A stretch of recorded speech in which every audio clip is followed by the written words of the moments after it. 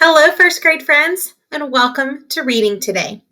Today is your second day in Module 2, and you are going to be looking again at the story of The Hare and the Tortoise. So remember, you're going to need your workbook today. If you do not have your workbook, it is okay. I have put the story in the first slide, so you can go back and look at it if you need to. You're also going to need a handout today. And the handout you will need is handout 2A. If you do not have your workbook, it is okay. I have put a picture of it in the slides. You will also need one more handout for your fluency today, and it's handout 2B. I've also put that in the slides, so you will be able to see it. Today, your learning goal is you are going to decide what is happening in The Hare and the Tortoise. You're going to review with Miss Spears your story stones or story elements that we've already learned, and you're going to be recording a Flipgrid of yourself retelling The Hare and the Tortoise. Today, make sure that you include the characters, the setting, the problem, and the resolution when you retell. Miss Spears will go over those story stones with you. Then you will have a little break after you record your Flipgrid, and you will be coming back for part 2, and you will be looking at informative paragraphs. So come on back for part 2 so that you can learn more about what an informative paragraph is. And then last, you're going to practice your fluency today. And because you now have a workbook, we're going to do our fluency just a little bit differently. So make sure that you watch the video on the fluency slide so you will understand what to do. All right, get those listening ears on, make sure you have your materials ready, and let's get started.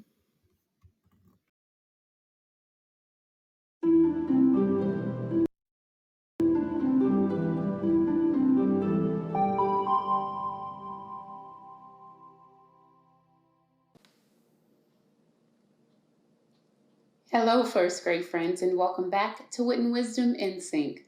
My name is Tanisha Spears, and I'm excited to jump into our learning for today. But before we do, let's make sure you have all of your materials ready. For this lesson, you will need handout 1B, The Hare and the Tortoise, handout 2A, topic sandwich chart, your Wit and Wisdom in Sync journal, and a pencil. Pause the video if you need to gather your materials. Today, we will reread the short story, The Hare and the Tortoise, which is a fable from a collection of fables called Aesop's Fables. While we are rereading, we will be thinking about what is happening in Aesop's fable, because thinking about what is happening will help us think about how the story is organized. Before we get back to the fable or the short story, let's take a minute to review the story element and story map symbols or icons. These icons help us when we are retelling stories. Now, I have a challenge for you. I'd like you to quickly review the symbols with your learning partner, and you're going to do this by gently pointing to the symbol on the screen and then telling your learning partner what the symbol represents. If your learning partner is not available, just point and say it aloud. Are you ready? Get set, go.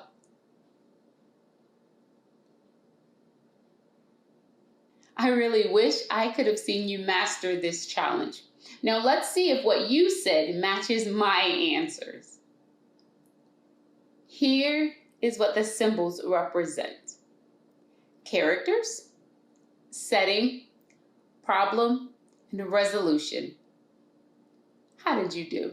Did you master it? I'm sure you did. Now, I want you to listen as I reread The Hare and the Tortoise.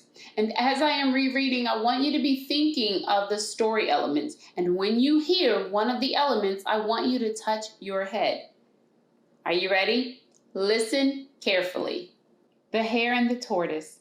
A hare was making fun of the tortoise one day for being so slow. "Do you ever get anywhere?" he asked with a mocking laugh. "Yes," replied the tortoise, "and I get there sooner than you think. I'll run you a race and prove it." The hare was much amused at the idea of running a race with the tortoise, but for the fun of the thing, he agreed. So the fox, who had consented to act as judge, marked the distance and started the runners off. The hare was soon far out of sight, and to make the tortoise feel very deeply how ridiculous it was for him to try a race with the hare, he lay down beside the course to take a nap until the tortoise should catch up. The tortoise, meanwhile, kept going slowly but steadily, and after a time passed the place where the hare was sleeping. But the hare slept on very peacefully, and when at last he did wake up, the tortoise was near the goal. The hare now ran his swiftest, but he could not overtake the tortoise in time. All right, now think. Who are the characters? Tell your learning partner.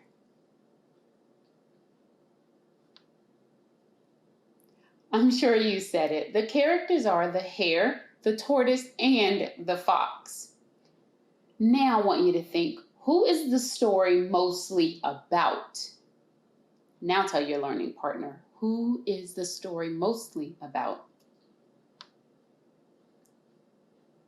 I'm sure you guessed that too. The story is mostly about the hare and the tortoise. So the hare and the tortoise are the main characters. Now, in this fable, the setting is not specific, it's more general. And so the setting in this fable is somewhere outside. Now, I want you to think, what is the problem and the resolution in the fable? Tell your learning partner.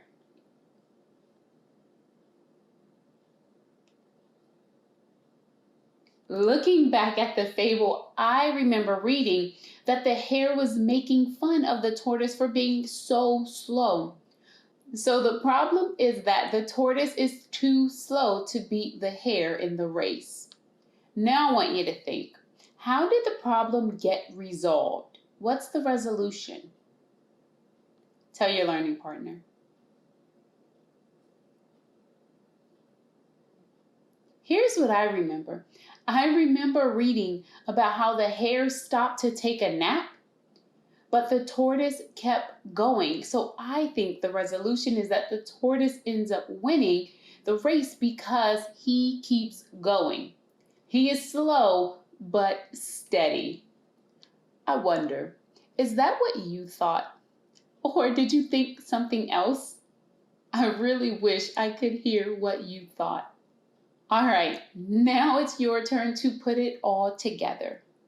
You are going to use the story elements, character, setting, problem, and resolution that we just used to retell the hare and the tortoise.